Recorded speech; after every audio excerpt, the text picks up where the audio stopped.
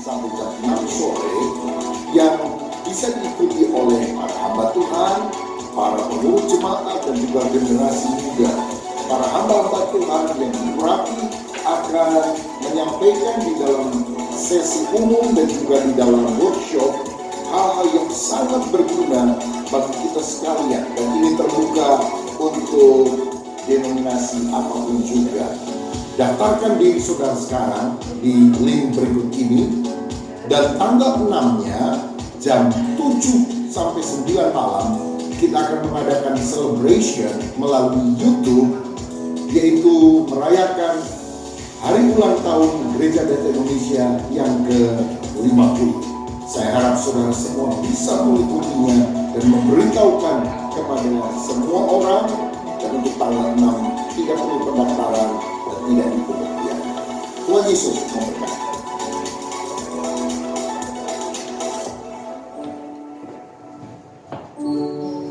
Salam semuanya. Shalom. Salam.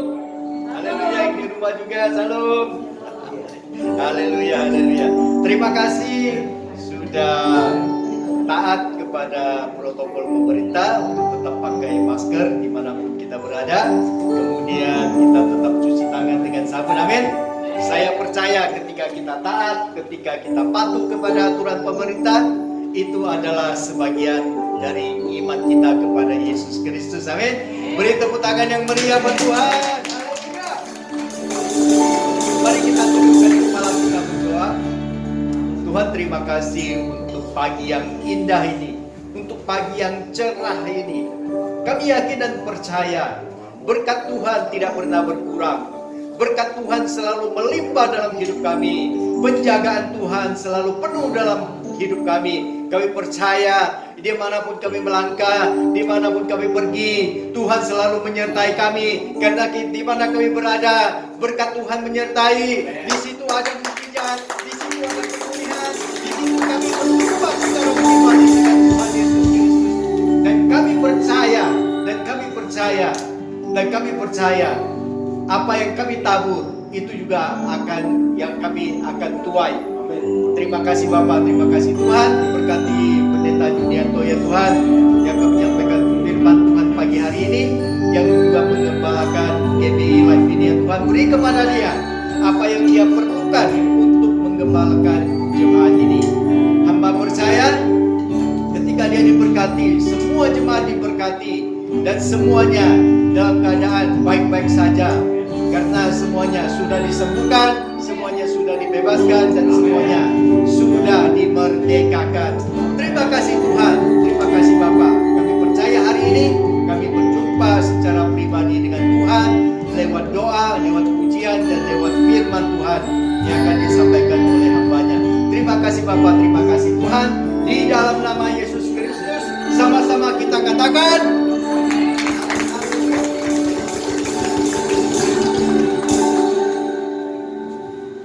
haleluya. Tuhan kita luar biasa. Siapa yang tetap merasakan kebaikan Tuhan sampai pada hari ini, lambaikan tangan kepada Tuhan. Haleluya. Saya undang jemaat Tuhan untuk berdiri. Mari kita memuji Tuhan. Haleluya Yesus. Mari tunjukkan sukacitamu buat Tuhan. Haleluya.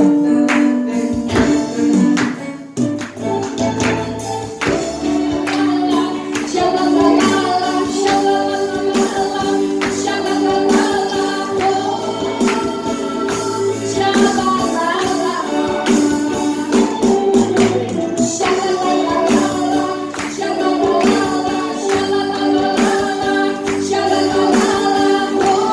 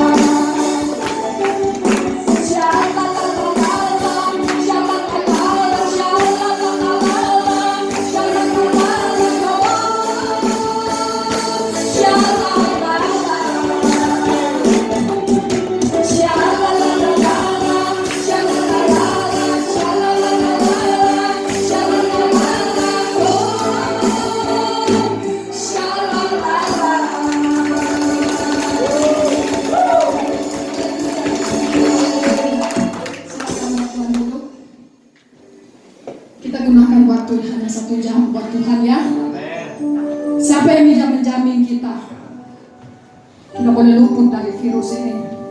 Kalau di Harapan Baru saja, kemarin saya mendengar sudah 50 orang lebih yang kena dan meninggal sudah berapa orang. Kemarin mendengar kesaksian langganan saya merasa sedih ya, karena anaknya kena. Jadi rumahnya 3 lantai, anaknya ditaruh di atas karena di rumah sakit penuh. Jadi anaknya tidak mau menyerahkan dirawat di rumah sakit. Alangkah sedihnya, seharusnya orang sakit yang harus kita rangkul, kita rawat dia, tetapi kita tidak bisa karena virus ini, virus mematikan. Jadi anaknya ditaruh di lantai atas itu, mereka kasih makan hanya sekedar taruh di depan pintu itu, seperti memberikan makanan kucing ya. Alangkah sedihnya saya mendengarkan kesaksian keluarga ini. Mereka hanya bisa bertatapan lewat video call. Jadi orang tuanya menangis yang malah memikirkan nasib anaknya, apakah anaknya masih hidup. Untuk anaknya masih bisa video call, saya masih ada. Dia berkata sesak napas itu. Bagi kita semua yang masih ada sampai saat ini, mari kembali renungkan kebaikan Tuhan. Kalau bukan Tuhan yang menjaga kita, kalau bukan Tuhan yang melindungi kita, siapakah? Walaupun sepandainya kita menjaga diri kita, mari memang kita lakukan bagian kita, tetapi terlebih mari kita bergantung sepenuhnya kepada Tuhan. Haleluya. Mari kita angkat pujian kepada Tuhan. Gunakan waktu yang ada ini, kita sungguh-sungguh datang kepada Tuhan. Kita yakin pemeliharaan Tuhan bagi kita tetap berlaku sampai saat ini. Oh haleluya. Mari kita angkat pujian kepada Tuhan. Terima kasih Tuhan Yesus. Kami mengakui Tuhan, hidup kami tanpa pertolongan-Mu kami sia-sia. Tanpa perlindungan-Mu Tuhan Yesus, kami tidak bisa berbuat apa-apa. Oh haleluya. Terima kasih Tuhan buat pemeliharaan-Mu, perlindungan-Mu dalam kehidupan kami. Mari umat Tuhan angkat pujian kepada Tuhan.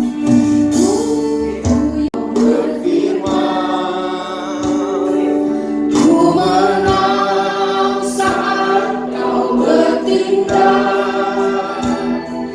Hidupku hanya ditentukan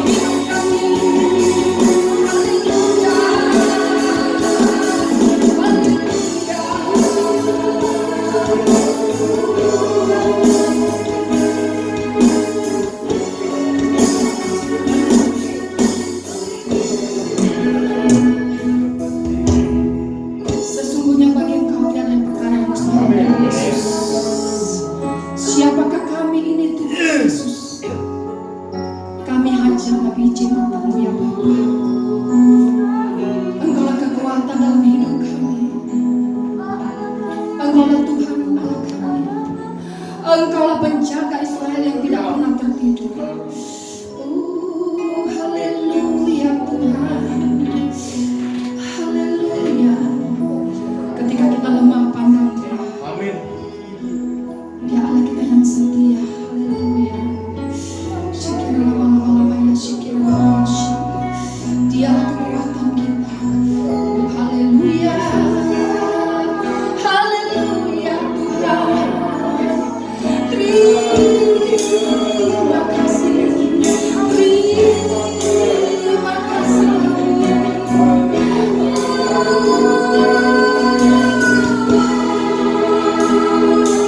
Sesungguhnya matamu tertuju kepada kami.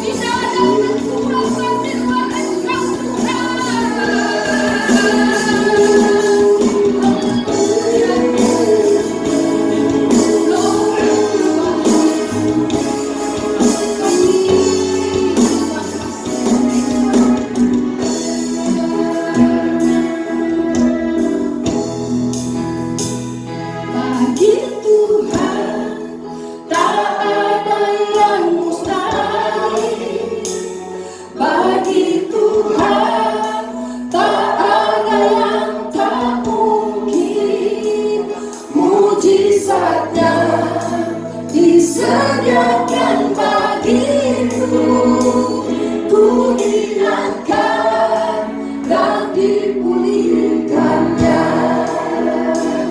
Bagi Tuhan tak ada yang mustahil. Bagi Tuhan tak ada yang tak mujizatnya.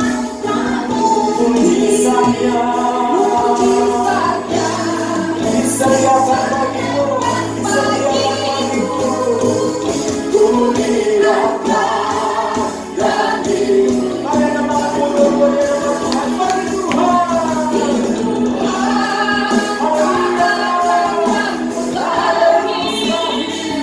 Bagi Tuhan tak ada yang tak mungkin. Mujizatnya disediakan bagiku, ku diangkat dan dipulihkannya. Ku diangkat dan dipulihkannya. Sekali lagi katakan, ku diangkat, ku diangkat dan dipulihkannya.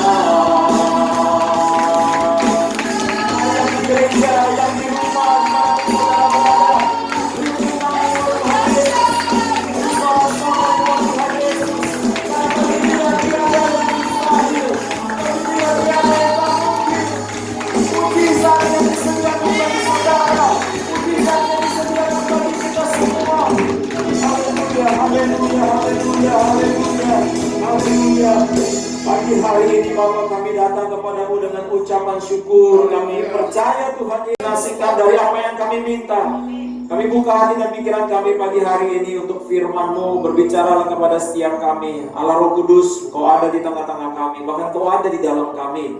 Biar pengurapan-Mu Bapa yang mengajar kami akan firman-Mu, memampukan kami menerima berita firman-Mu Bapa, sehingga kami adalah angkatan orang-orang yang menerima janji-janji Tuhan. Di dalam nama Yesus, kita yang siap dengar firman Tuhan sama-sama katakan amin. Kami dulu, Roh Kudus berbicara kepada saudara dan saya. hari ini melalui apa yang Dia sediakan buat kita semua. Pagi hari ini, saudara, saya masih dalam tema khotbah Far More. Ya, Tuhan punya jauh lebih. Amin.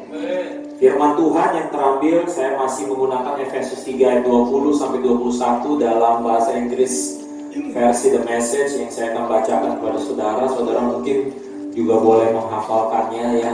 Saya tiap hari ucapkan ini, kalau saya lagi kerja saya ucapkan, saya mau tidur saya ucapkan, saya lagi lari saya ucapkan, saya lagi nge-gym saya ucapkan ya. God can do anything, you know, far more than you could ever imagine or guess or request in your wildest dreams. He does it not by pushing us around, but by working within us, His Spirit deeply and gently within us. Kita sudah belajar 2 minggu tentang far more, bahwa Tuhan menyediakan jauh lebih banyak dari sejak penciptaan. Tuhan menyediakan ribuan pohon di dalam Taman Eden, tetapi manusia justru memilih satu pohon yang akhirnya membuat manusia terusir dari Taman Eden. Seringkali kita tidak punya kemampuan bagaimana melihat apa yang Tuhan sediakan. Kita terfokus kepada apa yang kita rasa kurang, apa yang kita rasa nggak punya, padahal Tuhan sudah menyediakan jauh lebih banyak. Dan saudara, pada pagi hari ini saya ingin share kepada saudara tentang satu kisah yang terdapat di Bilangan 13. Saudara bisa membukanya, melihat-lihat ya. Tetapi saya ingin ceritakan saja kisah ini saudara, bahwa bangsa Israel adalah bangsa yang dikatakan di Alkitab Tuhan memilih bangsa ini saudara ya. Dan bangsa ini berawal dari keturunan ketiga dari Abraham ya, Abraham, Ishak dan Yakub. Yakub itu diganti namanya menjadi Israel. Dan Israel ini punya 13 anak, di mana 12-nya laki-laki dan satunya perempuan. Di dalam tradisi bangsa Yahudi atau Israel, maka yang diperhitungkan adalah laki-laki. Dihitung nanti untuk dapat warisan, dihitung nanti untuk menurunkan nama besar keluarga dan sebagainya saudara. Bangsa Israel tumbuh besar sampai saking besarnya saudara, dia sangat terkenal, mereka sangat terkenal di antara bangsa-bangsa yang lain.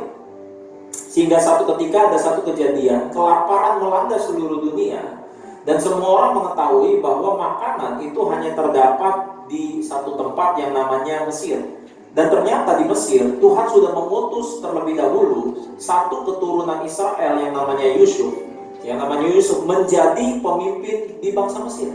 Sehingga orang Israel ini pergi semuanya saudara hijrah gitu ya, saya pakai kata bahasa hijrah ke Mesir. Dan mereka tinggal di Mesir. Mereka hidup bisa dikatakan enak di Mesir. Makan mudah, minum mudah, bekerja juga mudah.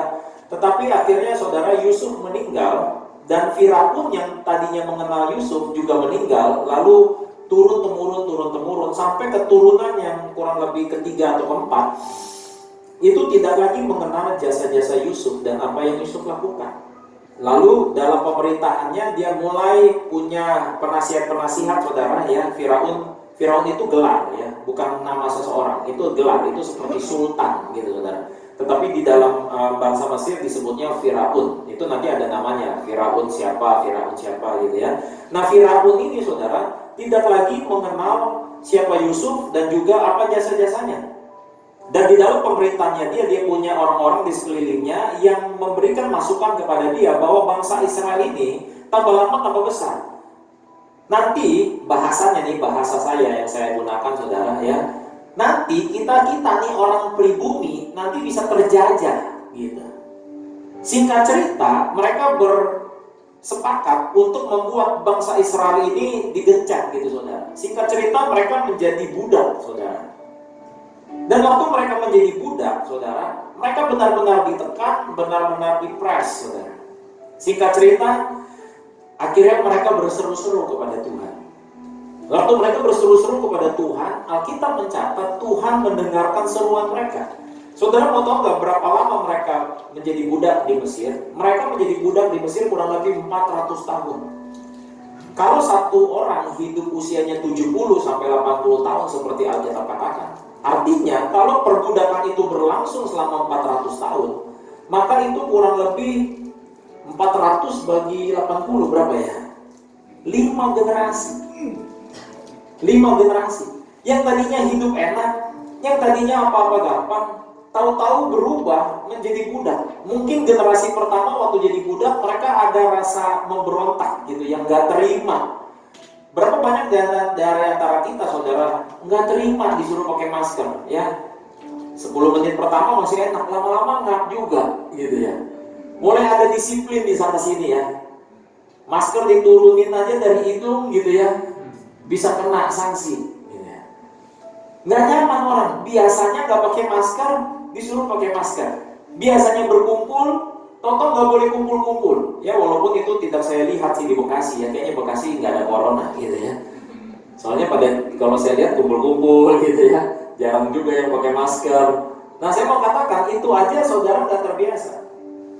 Apalagi mereka. Tapi di generasi pertama mungkin masih ada rasa penolakan itu. Sampai ke generasi kedua, anak-anak mereka juga mungkin ngerasa, kok kenapa gua jadi anaknya budak, gitu ya kurang lebih. Tapi saya rasa mulai generasi ketiga udah mulai terbiasa. Jadi generasi ketiga kan cucu nih, waktu lahir udah dibilangin sama kakeknya, kamu keturunan budak. Jadi udah nggak heran, udah nggak malu, ya jadi udah mulai terbiasa. Masuk ke generasi keempat, di generasi kelima, makin biasa lagi. Hari Senin yang lalu saya pergi bersama Chris ke GP Fatmawati, ya, gereja pembina kita. Lalu saya ngobrol sama pendeta Joel. Kalau dulu orang terbiasa ke gereja, sekalinya nggak gereja ada rasa nggak enak, nggak biasa. Soalnya biasa gereja. Jadi kalau nggak biasa ke gereja, terus jadinya nggak ke gereja tuh kayak ada rasa yang kurang. Jadinya kangen gereja. Tetapi dengan masa pandemi ini, orang mulai gereja online. Ya. Jadi orang mulai punya new normal, ya, kebiasaan yang baru. Sehingga itu bisa ke bawah, saudara. Lama-lama terbiasa online, lama-lama ya nggak perlu ke gereja. Dengan berbagai alasannya, ya. Alasan itu semua hak saudara. Tetapi itu akan membentuk kebiasaan yang baru, saudara. Membentuk kebiasaan yang baru. Gak biasa makan sayur, atau saudara kena kolesterol, kena penyakit ini penyakit itu, langsung harus makannya sayur, harus makan yang sehat. Gak biasa awal-awal, tapi lama-lama kebiasaan.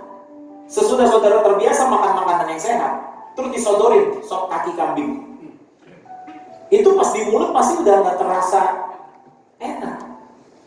Karena kebiasaannya berganti, saudara. Bangsa Israel dulu terbiasa hidup enak, tahu-tahu jadi budak. Akhirnya terbiasa jadi budak, saudara. Nah, budak pada zaman itu, saudara, itu benar-benar nggak punya hak sama sekali. Bahkan ada satu kisah yang menurut saya pernah baca, itu cukup ngeri, saudara. Bahwa saking nggak punya haknya seorang budak, itu kalau tuannya datang di musim dingin, badannya kedinginan, kakinya kedinginan, bagaimana dia menghangatkan kakinya? Dia minta budaknya belek perutnya, buka isi perutnya, dan tuannya akan masukin kakinya di dalam perut sang budak. Budaknya gimana? Mati. Itu saking gak punya hak atas kehidupannya. Itulah slavery, budak. Zaman saudara mungkin nonton film-film di Amerika perbudakan orang negro, betapa kejamnya. Kurang lebih di Mesir terjadi seperti itu, saudara. Nah, sehingga waktu mereka berseru kepada Tuhan, Tuhan menjawab doa mereka. Tuhan mengutus seorang yang bernama Musa. Musa datang ke Firaun menyatakan bahwa bangsa ini harus dibebaskan karena bangsa ini adalah milik kepunyaan Tuhan. Dan untuk keluarin mereka, saudara, itu butuh 10 tulah, 10 kejadian yang dahsyat dan ajaib. Singkat cerita, saudara, bangsa Israel keluar dari Mesir. Baru mereka keluar dari Mesir, mereka harus menyeberang satu laut, saudara. Di depan laut besar, di belakang tentara Mesir ngejar-ngejar, saudara. Waduh, maju kena, mundur kena. Tuhan bilang, belah lautnya, kata Musa. Tuhan bilang ke Musa, belah lautnya. Gimana belah gitu kan? Singkat cerita kan kebelah gitu ya. Singkat cerita kebelah. Mereka nyebrang lewatin laut yang kering. Ini aja udah kontradiksi. Laut yang kering. Pernah ada saudara ngomong sama orang, gue minum air nih, airnya tumpah. Tumpahnya kering loh, kan orang bingung. Basah. Tetapi Alkitab mencatat mereka lewatin laut yang kering. Apapun banyak analisa sains ya, katanya memang ada angin saat itu bertiup lah, ada apalah, whatever. Tapi kenyataannya mereka bisa nyebrang. Dan bangsa Mesir ngejar, pas di tengah-tengah airnya Tuhan bikin balik lagi, jadinya mereka semua tenggelam bangsa Mesir. Tapi Israel keluar. Nah pada saat mereka nyebrang, mereka masuk ke satu wilayah yang berbeda. Udah bukan lagi perkotaan. Ya kalau Mesir itu kayak kota, mungkin kayak Harapan Indah gini ya, gitu ada tanahnya, ada bangunan-bangunan. Mereka masuk satu wilayah yang namanya padang gurun. Saudara, saya juga nggak pernah sih ke padang gurun, cuma pernah lihat aja di film-film gitu ya. Saudara pernah lihat gak ada hotel di padang gurun? Bangunan di padang gurun gitu, klaster, tempat pemancingan, nggak ada semuanya. Padang gurun tuh tempat menjadi lambang yang tandus, kering, nggak bisa ada apa-apa. Itu cuma tempat transit aja, tempat lewat, saudara. Mereka sekarang punya satu keadaan yang baru lagi, tapi minimal mereka nggak terjajah. Minimal mereka gak dibudakin. Tapi mereka masuk satu wilayah yang baru. Singkat cerita saudara, Tuhan berjanji kepada mereka bahwa Tuhan akan memberikan tanah perjanjian yang berlimpah susu dan madu. Bayangin, di padang gurun gak ada susu, gak ada madu, gak ada gandum saudara. Jadi waktu mereka lapar, mereka teriak sama Tuhan. Tuhan kasih apa? Roti mana? Turun dari langit turun. Wah keren gak bro? Awal-awal sih keren. Wih, gila. Saking mereka excitingnya, mereka kumpulin. Dikumpulin, disimpan. Tuhan bilang jangan disimpan. Kalau kamu simpan busuk. Tapi nanti buat besok gimana? Tuh kan pikiran budak begitu, pikiran orang susah. Buat besok nanti gimana? Kayak satu ketika saya ajak istri saya pergi ke satu komplek perumahan yang sangat besar di Jakarta. Terus saya bilang, saya pengen deh punya rumah kayak begitu. Istri saya bilang, jangan. Kenapa? Nanti nyatu ngepelnya capek. Saya bilang, nih mental orang susah nih. Bilang kanan kirinya jangan dia orang susah ya. Ya kan? Karena kalau kita punya, saya bilang sama istri saya, kalau kita punya rumah sebesar itu, yang bersihinnya bukan kita lah, saya bilang. Pasti kita punya uang untuk bayar orang bantu bersihin. Tapi kita karena udah terbiasa jadi budak, saudara paham gak kira-kira? Mindsetnya udah terbiasa, padahal Tuhan menyediakan jauh lebih banyak buat bangsa Israel. Tuhan merencanakan bahwa kamu dulu hidup dibudakin. Sekarang kamu hanya lewat padang gurun, tenang. Saya menyediakan tanah Kanaan buat kamu. Saya menyediakan tanah perjanjian. Bahkan kalimat awalnya berlimpah susu dan madu. Tapi nggak masuk di sini. Hah? Berlimpah susu dan madu. Susu kayak gimana ya? Madu kayak gimana ya? Gandum kayak gimana ya? Mereka teriak pas lapar, Tuhan kasih roti mana? Makanya dikumpulin. Tuhan bilang, Kak, seperti doa Bapa kami, berilah kami pada hari ini makanan kami yang secukupnya, bukan yang sekenyang-kenyangnya, yang secukupnya. Makanya saudara kalau mau hidup sehat ya kan, makan sebelum lapar, berhenti sebelum kenyang. Makan untuk hidup apa hidup untuk makan? Nah saya mau katakan sama saudara, terus mereka bingung. Biasa udah dapat awal-awal keren kan, wah keren men. Lama-lama terbiasa, kan kita kayak gitu ya. Awal-awal aja exciting. Kalau sesuatu itu udah jadi kebiasaan, kita biasanya nggak menghargai lagi. Mulai semua lagi, roti mulu, bosen. Daging dong, tau gak Tuhan kirim apa? Tuhan kirim burung puyuh. Ya keren gitu. Itu kalau orang yang punya otak bisnis itu banyak macamnya itu di padang gurun ya. Puyuh geprek lah, puyuh mozzarella lah, puyuh goreng kering lah, puyuh kremes lah ya kan. Dagingnya free man, ya kan? Tuhan kasih kirim daging burung puyuh. Tambah roti mana? Ya kan? Jadi nachos gitu kan. Jadi sandwich burung puyuh, whatever lah. Pokoknya lu udah dikasih nih, ya karbohidratnya roti mana, proteinnya burung puyuh. Minum, komplain lagi urusan minum. Bayangin Tuhan keluarin minumannya dari mana? Gunung batu. Gunung batu dipukul sama tongkat Musa, keluarin air. Semuanya Tuhan sediain, tapi Tuhan bilang, ini belum ada apa-apanya. Ini cuma tempat transit. Nggak usah banyak sumut-sumut, nggak usah banyak ngeluh. Tuh, tanah perjanjian. Singkat cerita, udah deket sama tanah perjanjiannya. Tuhan janji, itu saya udah kasih buat kamu. Saya lanjut ya. Di Bilangan 13 ayat 1 sampai 2 kalau saudara baca, Tuhan berfirman kepada Musa, suruhlah beberapa orang mengintai tanah Kanaan. Jadi udah mau dekat nih. Ini udah mau dekat, udah tinggal tuh, udah kelihatan tanahnya. Tanah yang berlimpah susu dan madu, tanah perjanjian yang Tuhan janjikan jauh lebih banyak. Tuhan suruh beberapa orang mengintai tanah Kanaan yang akan kuberikan kepada orang Israel. Dari setiap suku nenek moyang mereka haruslah kau suruh seorang, semuanya pemimpin-pemimpin di antara mereka. Kan ada 12 suku, pilih satu suku, satu orang, wakilin. Untuk apa? Mengintai. Saya tanya sama Tuhan, Tuhan kenapa harus diintai? Ternyata saudara, Tuhan hanya mengizinkan mereka, Tuhan hanya mengabulkan permintaan mereka. Jadi yang mau mengintai itu bukan Tuhan. Kalau saudara lihat di Ulangan, pas saya tanya Tuhan kenapa harus mengintai, Tuhan kasih jawabannya di Ulangan. Wah, saya bilang, wah langsung dijawab sama Tuhan. Di Ulangan 1 ayat 21 sampai 22, perhatikan, ketahuilah Tuhan Allahmu telah, katakan bersama saya, telah menyerahkan negeri itu kepadamu, apalagi majulah apa?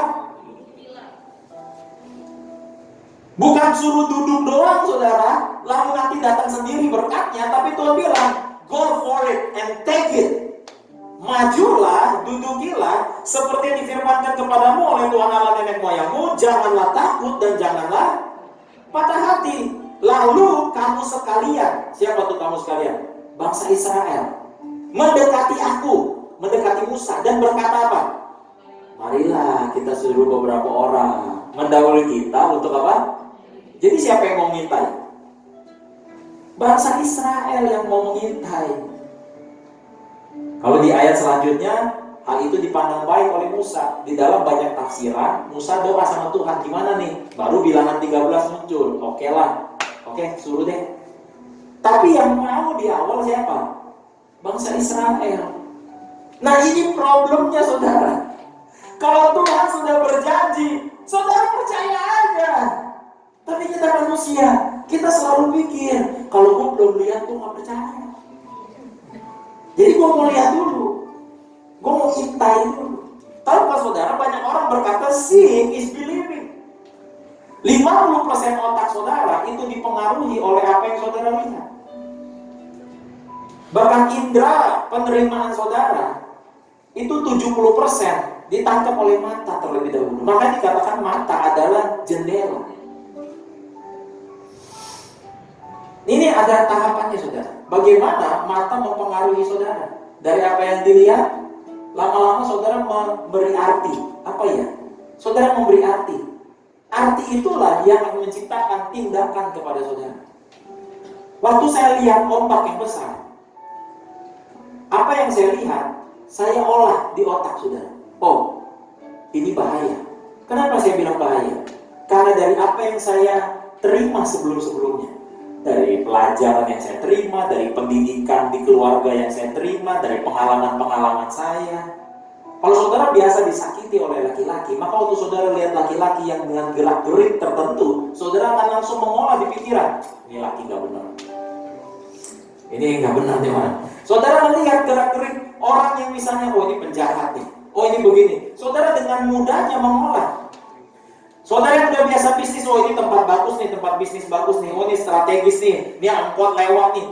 Apapun yang saudara analisa, semuanya berawal dari apa yang saudara lihat.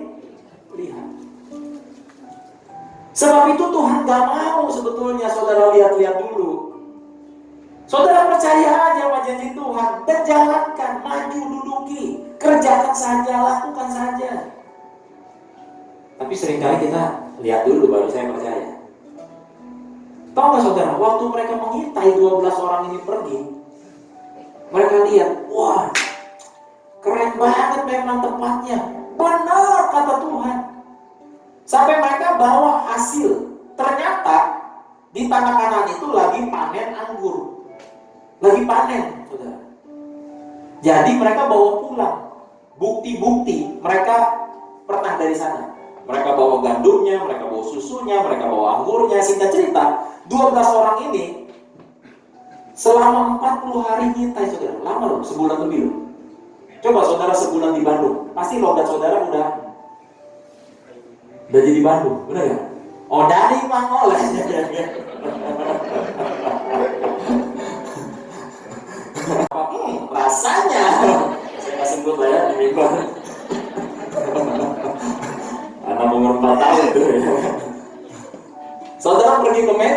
logat saudara jadi Batak-Batak dikit. Sebulan lebih. Ini sebulan lebih mereka di tanah Kanaan. Mereka cicipin loh semuanya. Wah, terus mereka pulang. Ketemu Musa lagi, udah selesai mengintai. Mereka datang lagi ke Musa. Terus ngomong apa? 10 orang nih dari 12. 10 orang bilang apa? Apa yang Tuhan bilang bahwa ini tanah yang berlimpah susu dan madu, betul. Bahkan mereka bilang, ini buktinya. Dikasih lihat buktinya. Lihat nih anggurnya, lihat nih gandumnya. Tapi mereka bilang apa? Tapi penduduk di sana gede-gede. Namanya keturunan Enak. Di situ ada bangsa Amalek, di situ ada bangsa Amori, di situ ada bangsa ini.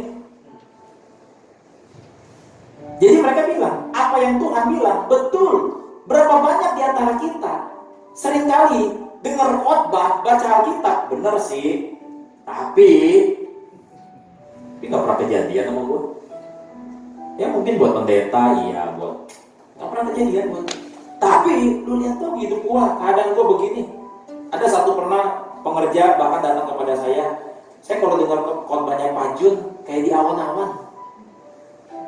Saya kayak nggak nyampe, Pak. Saya mau bilang, itu yang dirasakan juga oleh bangsa Yahudi saat itu. Kenapa? 400 tahun dibudakin lewat padang gurun. Saya bingung. Padahal mereka lihat orang Enak takut, mereka lihat raksasa takut. Padahal mereka sudah lihat 10 tulah yang Tuhan berikan. Di padang gurun, Alkitab berkata padang gurun tuh kalau siang panas, kalau malam dingin sekali. Tapi kalau malam Tuhan kasih tiang api.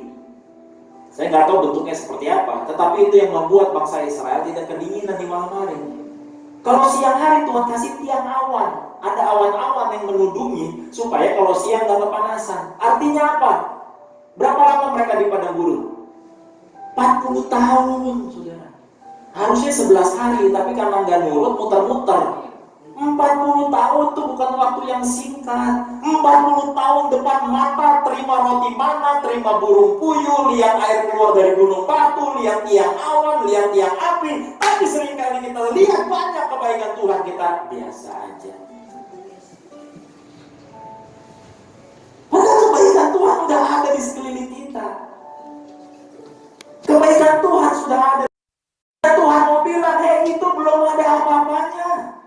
Saya punya jauh lebih besar, jauh lebih banyak dari apa yang kamu doakan, dari apa yang kamu pikirkan, dari apa yang kamu imajinasikan. Sampai seringkali ketika bangsa Israel nemuin masalah, mereka marah sama Musa. Gimana marahnya? Marahnya gini, tahu gitu kita di Mesir, tahu gitu kita mati di Mesir aja. Bayangin ya.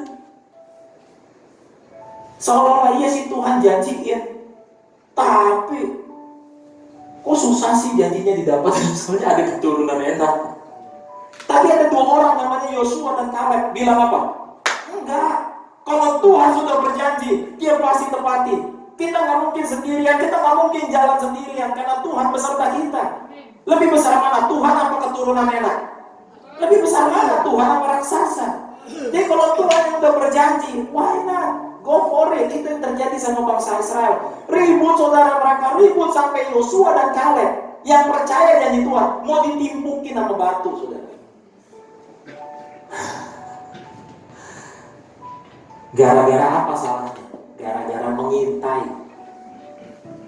Lihat-lihat dulu sih. Iya, lihat kalau jadi berani, kalau jadi takut. Makanya Tuhan sebetulnya nggak mau. Tapi itu Tuhan yang suruh di Bilangan 13. Ya mau gimana? Lu nya maksa. Sama kayak Matius 19 tentang perceraian. Kenapa Musa mengizinkan orang Israel bercerai? Tuhan Yesus menjawab apa? Sebetulnya Tuhan benci perceraian, tapi karena kamu maksa. Karena kamu maksa. Saya cek di Kamus Besar Bahasa Indonesia, apa sih arti mengintai? Ini arti mengintai, saudara. Mengamat-ngamati dari jarak jauh atau dari tempat tersembunyi, ya, atau mengintip, melihat. Nah, saya lihat-lihat saudara ya, ternyata kita juga sering mengintai. Saudara dan saya ini sering mengintai, karena mengintai itu mengamat-ngamati dari jarak jauh. Artinya orang yang dilihatin nggak tahu kalau saudara ngeliatin. Tahu dari mana, Pak? Itu handphone lu. Tiap hari kan lu mengintai. Iya. Selama 2019, pengguna internet di Indonesia yang berusia 16 sampai 64 tahun, nah ini semua saudara nih, rentang usia saudara nih, itu rata-rata main handphone 7 jam 59 menit per hari. Berapa lama berarti kurang lebih? 8 jam. Dalam sehari ada berapa jam? 24 jam. 8 jam berarti berapa persen? 33%. Sepertiga waktu kita gunakan untuk mengintai. Bagus sih bajunya, tapi kelihatan gemuk sama dia. Ini foto di pantai, paling ini pasir material nih. Cuman angle-nya aja bagus nih.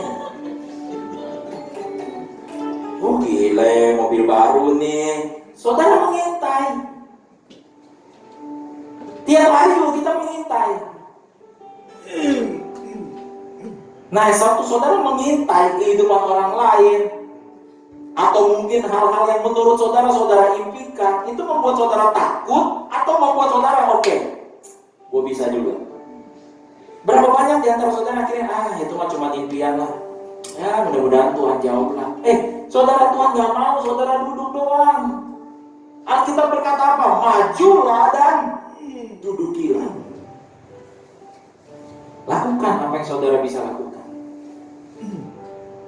Pak, saya nggak punya pengalaman. Pak, saya nggak punya modal. Pak, saya nggak punya ini. Pak, saya nggak punya itu. Ada satu kesaksian saudara. Ini bagus. Dia lahir dalam, saya bacakan ya. Dia lahir dalam keluarga miskin, tidur di balai kayu 120 cm kali 160 cm dengan kaki tergantung. Ya, bersama-sama 3 saudaranya, tinggal di ruang 3x3 untuk 6 orang. Pulang sekolah cari botol plastik, gelas aqua, kaleng minuman. Lalu tembaga, mengupas dan menimbangnya agar besok bisa beli kertas ujian. Pulang sekolah ganti baju dan keliling jual pisang goreng. Menjunjung sayur kangkung saat berangkat sekolah untuk dijual ke pasar. Makan keong sawah 3 kali sehari, 7 hari seminggu. Kena tendang, kena pukul, kena paki saat menjalani sekolah. Ya. Hidup mandiri dengan bekerja, tukang antar indomie dan cuci baju orang agar bisa bayar kosan dan uang sekolah. Tapi Tuhan kirimkan orang baik untuk sekolah India, ya, Pak Syamsunar guru SD-nya, Ibu Rahmi guru SMP-nya, bibinya untuk bayar uang sekolah SMK-nya, dan Tuhan bukain pintu kuliah. Dan orangnya ada di sini saudara, namanya Yanti. 27 Februari 2020 dia lulus sarjana. Saudara.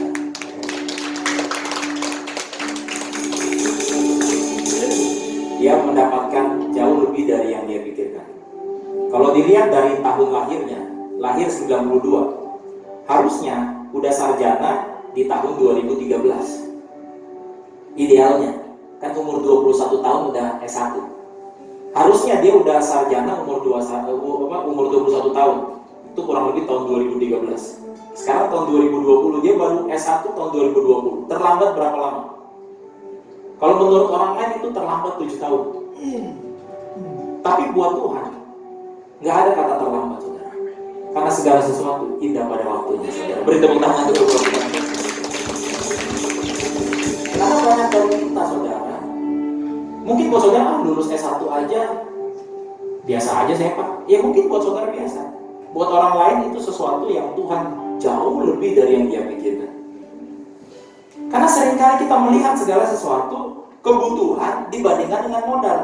Oh, kebutuhannya 10, modal gua cuma 5, nggak cukup. Takut, cemas, khawatir. Akhirnya kita juga nggak bisa apa-apa.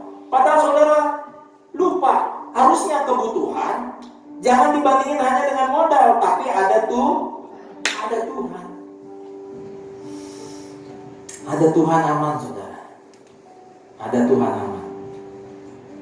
Harusnya apapun kebutuhan yang ada di depan saudara, menakutkankah, mencemaskankah, kalau saudara jalaninya bersama Tuhan, maka Tuhan sudah sediakan tanah perjanjian buat saudara. Berlimpah susu dan madu. Aduh, Pak Jun kayak di awan-awan. Ya sekarang mulai lihat kawan. Mulai bagaimana saya dudukin awannya. Dulu juga orang bilang mustahil kita terbang, muncul pesawat terbang. Apa yang orang bilang dulu mustahil, sekarang ada. Dulu insinyur, dokter, sekarang kalau ditanya apa? YouTuber. Pernah gak saudara terpikir dulu ada pekerjaan yang namanya influencer, content creator, YouTuber? Gak ada, saudara. Baru 2 tahun terakhir saudara mendengar istilah endorse. Oh, di endorse. Saya mau katakan sama saudara, dunia berubah, tapi dia Tuhan yang tidak berubah kemarin, hari ini, sampai selama-lamanya. Dan dia Tuhan, saudara, yang menyediakan jauh lebih besar buat saudara dan saya. Dan kalau saudara percaya janji Tuhan, majulah dan dudukilah. Ada satu kutipan yang saya taruh di Instagram saya. Pas anak saudara lahir, apakah cita-cita saudara terhadap anak saudara hanya untuk dia cari duit saat besar dia nanti? Pas gendong anakmu, yang penting lu bisa cari duit lah nanti besok gede. Enggak. Waktu anak saya lahir, cita-cita saya besar semua, saudara. Saya pengen dia begini, semua. Masalah modal, urusan belakang. Tapi saya punya mimpi besar, saya punya cita-cita besar sama dia. Dia juga pasti punya cita-cita, kelak dia besar. Tapi saya juga punya cita-cita. Saya lagi siapin khotbah ini, Tuhan bicara kepada roh saya. Kau nggak Tuhan bilang apa? Kamu punya cita-cita, saya juga punya cita-cita untuk kamu. Dan pagi hari ini sebagai gembala saya mau bilang buat saudara, buat yang di rumah, Tuhan juga punya cita-cita buat saudara. Cita-cita kita, saya mau katakan, cetek. Kita kadang-kadang baru dapat cincin emas aja udah girangnya luar biasa. Di surga nanti jalannya emas, saudara. Jangankan cincin, makanya jangan kumpulin cincin sama gelang. Sayang nanti saudara mati jadi aspal. Itu cuma aspalnya surga. Saya mau katakan sama saudara pagi hari ini, Tuhan juga punya cita-cita buat saudara. Jangan sampai hidup saudara hanya bergerak karena saudara takut gak makan, takut gak bisa hidup, takut gak punya masa depan. Jangan saudara hidup karena merasa kurang, saya kurang pengalaman, saya gak punya pekerjaan, Pak, saya gak punya ini, gak punya itu. Saya mau katakan sama saudara, apapun yang saudara cita-citakan, majulah, dudukilah. Kalau perlu saudara lamar kerja, saudara. Kalau perlu saudara mau bisnis yang rajin, saudara. Karena apapun yang saudara lakukan, kalau saudara lakukan bersama Tuhan, saudara akan lakukan perkara yang besar. Selagi saudara siapkan perjamuan kudus, saya mau ajak kita nyanyi lagu lama ini. Telah kulihat kebaikan-Mu. Aku lihat kebaikan-Mu yang tak pernah habis di hidupku. Berjuang sampai akhirnya kau dapat lihat berkat sepi. Mari kita bangkit berdiri. Lagu lihat kebaikan-Mu yang tak pernah habis di hidupku. Berjuang sampai akhirnya kau dapat lihat berkat setia. Terima kasih banyak Tuhan Yesus buat pagi hari ini, buat firman-Mu. Dari kehidupan bangsa Israel kami boleh belajar Tuhan, bahwa seringkali kami lihat masalahnya besar. Benar sih Tuhan berjanji, tapi seringkali kami merasa kalah karena tantangannya kami lihat besar. Seringkali akhirnya membuat kami jadi gak percaya sama janji-janji Tuhan, padahal Tuhan menyediakan jauh lebih besar. Tapi pagi hari ini kami diingatkan bahwa Engkau Tuhan yang berjalan bersama kami, bahwa Engkau punya cita-cita, punya panggilan di dalam hidup kami. Dan kami percaya berjalan bersama Tuhan, kami kami akan cakap menanggung perkara-perkara yang besar. Bukan dengan kekuatan kami, bukan hanya dengan modal kami, tapi kami percaya setiap langkah yang kami ambil, mungkin kami melangkah dengan gemetar, mungkin kami melangkah dengan terasa ragu-ragu, tapi kami percaya selama kami berjalan bersama Tuhan, Tuhan, Engkau yang membawa kami menikmati berlimpah-limpah susu dan madu, menikmati tanah perjanjian. Mari angkat roti di tangan kananmu, katakan bersama saya dalam nama Yesus. Inilah roti yang turun dari sorga, inilah tubuh Kristus. Dalam nama Yesus, makanlah.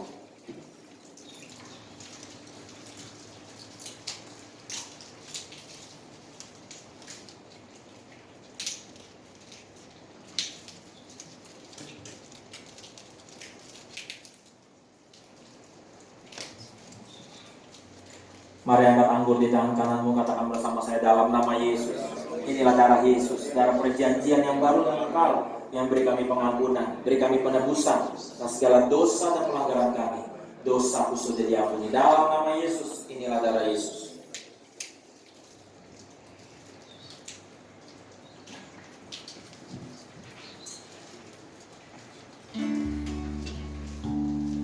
Telah kulihat kebaikanmu yang tak pernah habis di hidupku. Berjuang sampai akhirnya kau dapat lihat terang setia. Tuhan mau saya share kepada saudara sejenak apa saja yang saya sudah lihat dalam kehidupan saya. Saya masih ingat saudara, dulu saya pertama kali pergi ke Jayapura sesudah ibu saya meninggal. Kami hari Minggu ke gereja, saya, abang saya, adik saya, ke gereja Bethel, namanya GBI Philadelphia. Itu di tengah kota Jayapura. Dan saya masih ingat waktu persembahan kotak kolektor itu mutar, saudara. Saya sedih karena saya nggak punya uang. Jadi saya keluar dari gereja, saya lihat ada bunga-bunga di halaman gereja, saya petik beberapa bunga. Lalu saya masuk lagi ke ruang ibadah, dan waktu kotak kolektor lewat di depan saya, dengan menangis, saya bilang sama Tuhan, Tuhan saya nggak punya uang, tapi saya punya bunga ini.